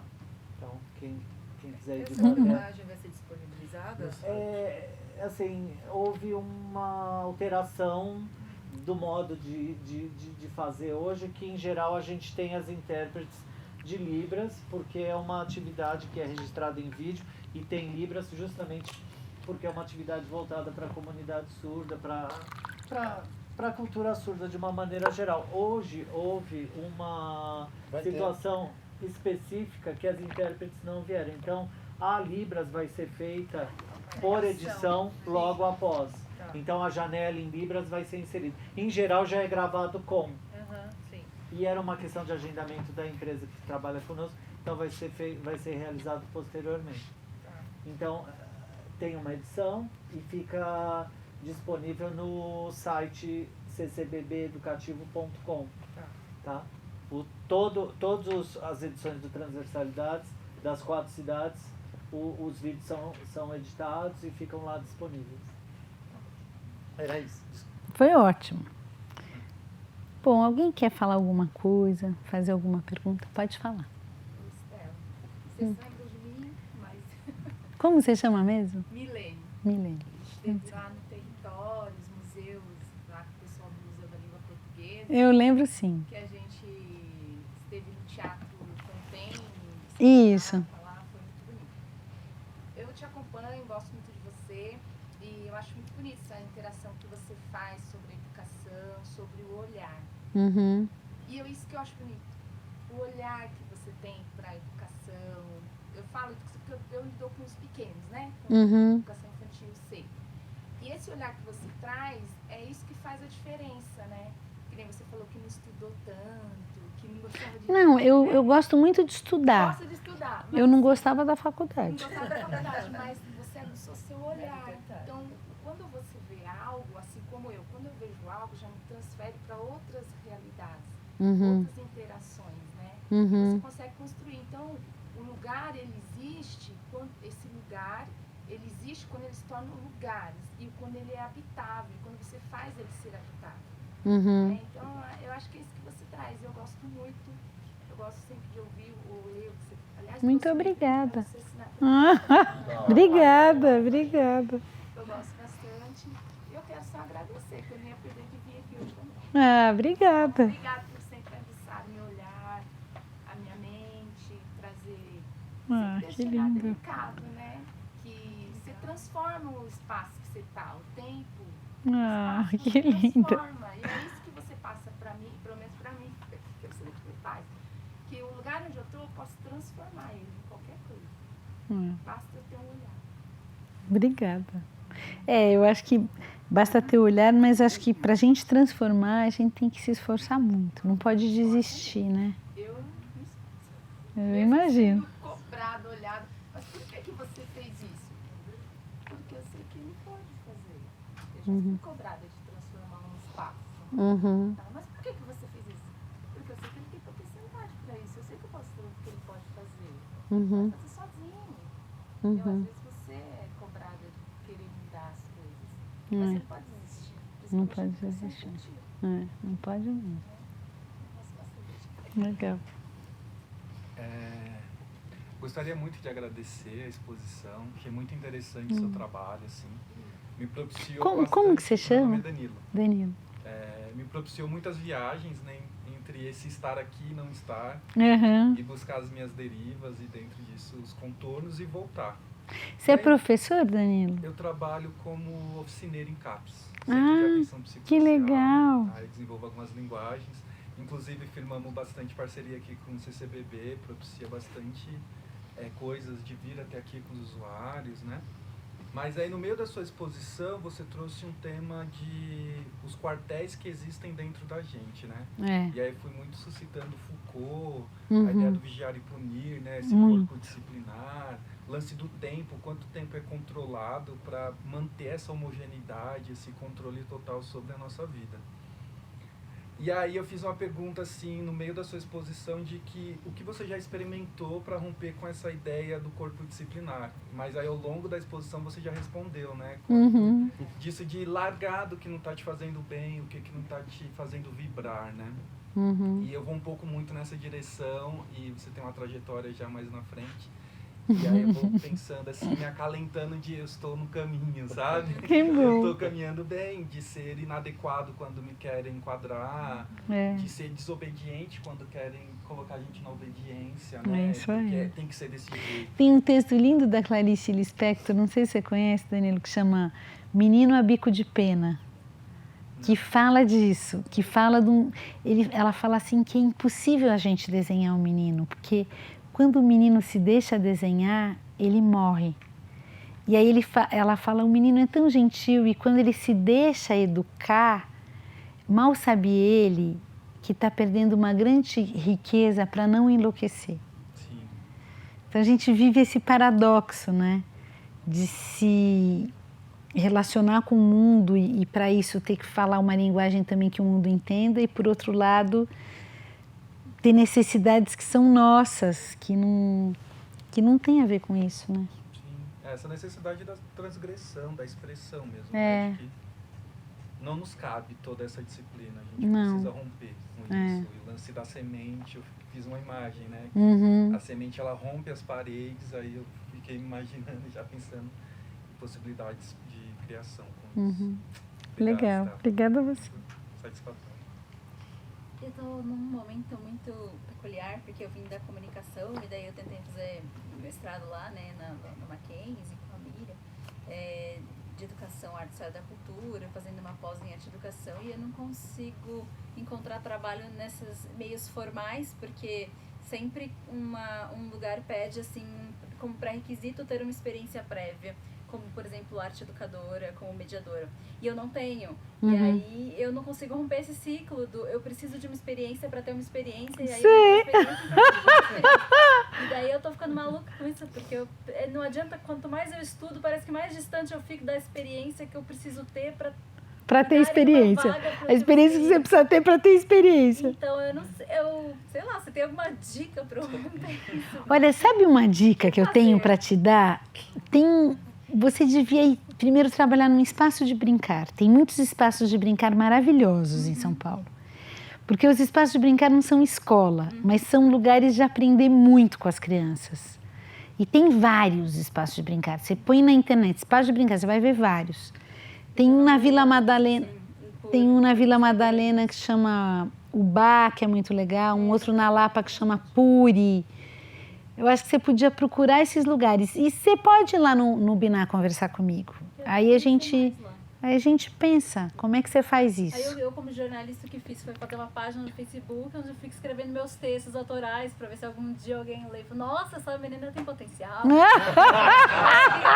Tem que fazer alguma coisa. Mas então, vai lá no Binar. Você entra lá no site, vê e me liga lá no Binar e vai lá. Vou fazer uma matéria sobre o Binar. Ah, isso, faz uma matéria. Olha, deixa só o ano acabar, porque eu acho que eu estou muito cansada agora. Em janeiro ou em fevereiro a gente se encontra. Sim, eu já vou escrever sobre o que eu vi hoje aqui na exposição lá. Tá bom, legal. Como você chama mesmo? Chama Museus Fora do Museu. Mas como chama você? Ah, eu, Noemi. Noemi. Tá bom, Noemi. É que eu quero falar de museus que estão fora dessa lógica. Que legal. Ai, Noemi, então você precisa conhecer uma dupla que chama Sonora. Que eles estão fazendo o Museu Imaginário da Amazônia. Ah, que legal. Eles são maravilhosos. É a Luísa e o Bruno. Ele é um narrador e ela vai fazendo a sonoplastia da narração. Eles fizeram várias coisas na Estação da Luz agora. Ah, sim. São muito legais. Obrigada. Pode falar. Não, eu conversei com a Estela quando encontrei ela aqui na entrada, né? Eu trabalhei. O meu primeiro trabalho com arte e educação foi na 31ª Bienal. Eu fui estagiária lá, enfim, era muito novo, né? O Cauê e o Márcio estão um pouco cansados de ver essa história, assim. Eu adoro essa história. Eu adoro essa história. Mas é tudo muito, né? As paixões de tudo, assim, que tá acontecendo. E aí, pra mim, é muito especial ver, quase 6 anos depois, as coisas que eu tenho construído nesse trajeto, assim, e você compartilhar. Eu gostei muito, né, do que você compartilhou com os educadores na oficina Oswald. Alguns já conhecia, dias. Enfim, ele vai criando essas relações. Vários deles foram da Bienal, né? Sim, e aí, não sei, dessas potências, né? Porque às vezes no trabalho cotidiano, a gente entra nesses vícios, né? Repetições que você mesmo traz. Uhum. E é bom ter esses respiros, né? De ver a produção que tá acontecendo em paralelo, né? Todo mundo tá produzindo muita coisa. Então, Agora, você sabe que a repetição, ela não é um problema. Ela é um problema quando ela não tem mais vida.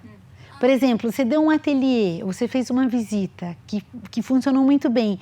E você fala, vou fazer de novo, porque acho que eu posso melhorar esse negócio. Aí você faz lá 20 vezes. Só que depois você não aguenta mais ouvir o que você está falando. Aí você precisa fazer outra. Então, a repetição ela é uma coisa boa. Ela não é uma coisa ruim. Senão a gente fica no ouvidadesco e também fica superficial. Repetir é muito bom, mas quando você vai criando pequenas diferenças que geram vitalidade. Aprendeu com aquilo que você fez, aí você... Isso. E chega uma hora que você não quer mais fazer aquilo, pronto, acabou. Mas enquanto aquilo está gerando vitalidade, para aprofundar é fundamental. Você vai lapidando, né? É isso, acho que esse encontro eu saio daqui muito motivada mesmo, né? Foi muito especial. Ai, que bom, obrigada. Eu também gostei muito de estar aqui com vocês. Foi muito bom para mim Eu quero também. agradecer também. Porque assim, eu participei no Bienal das Escolas. Sei. Então tinha foi as muito suas legal. ideias lá, e o pessoal da Bienal indo lá na escola, né? É. E aí o tempo vai passando, vai entrando dentro de caixinhas. É. Vai assim, você vai ficando duro, preso, todo dia, toda aula. E você trouxe um renovo, assim. Eu botei muitas ideias para poder sair novamente e renovar mesmo. Sou muito grata. Que bom. Mirella. Legal, Mirella. Também quero agradecer. Eu sou sua fã há muitos anos já. Gente! E assim, tive um tempo na escola pública, né? Sei. Trabalhei também já exposições, não muitas. E hoje já passei dos 50 e ninguém me quer mais em lugar nenhum. Né? É mesmo? Tô sem trabalho. Eu entendo desse negócio. Isso é real. Isso é muito real. E vocês estão fazendo um trabalho muito lindo mesmo. Eu tenho acompanhado. Vocês estão de parabéns. Às vezes, esses tempos das instituições e os nossos, né? Às vezes entram um pouco em choque. Mas às vezes se harmonizam também. É verdade. Né? É importante. Eu tenho me alimentado muito dos encontros daqui. Eu venho de outro município, não sou de São Paulo. De onde você vem? vem? Do Embu. Né? Então, assim, nesse deslocamento, né, que eu faço, eu já entro também, né, em contato com várias outras coisas. E acho que tem que continuar, espero que o CCBB continue. A gente sabe que os cortes de verbas em diferentes instituições bem complicados. Ao outro lado também, você vê, tem esse horário para essa atividade. Sim, Márcia. Com a Estela. Aí a gente está nessa cidade, nessa região central, nessa época do ano, nesse horário da janela, da programação semanal. E aí teve um alto número de inscrições. E aí tem quebra de adesão. Acontece isso também, de que às vezes... E tudo bem, mas vai fazer. É isso, depende do dia, sei lá, do Depende mês. de vários setores, entendeu? na verdade. Agora, se você fala que você é do Embu das Artes, não sei, para aquele lado, tem um lugar que a gente vem trabalhando, vem estabelecendo parceria, que é a OCA Escola Cultural, em Carapicuíba. Ai, é então, maravilhoso. Assim, é um lugar que está aberto para contribuições, para diálogos e colaborações. Ótima ideia. Então, assim, como está mais perto de Embu do que de São Paulo, talvez em alguma hora você pode procurar a Lucilene lá. A Lucilene é uma amigona minha, ela é uma mulher maravilhosa. Tem a Vera, tem a Antonieta. São todas legais. Você já conhece, porque é um campo Mas aí procura. Lucilene, pode procurar. E obrigada de vocês terem vindo, porque realmente, olha, nessa época do ano, vocês se disporem a vir com essa cidade, essa loucura, vocês foram muito guerreiros. Obrigada, viu?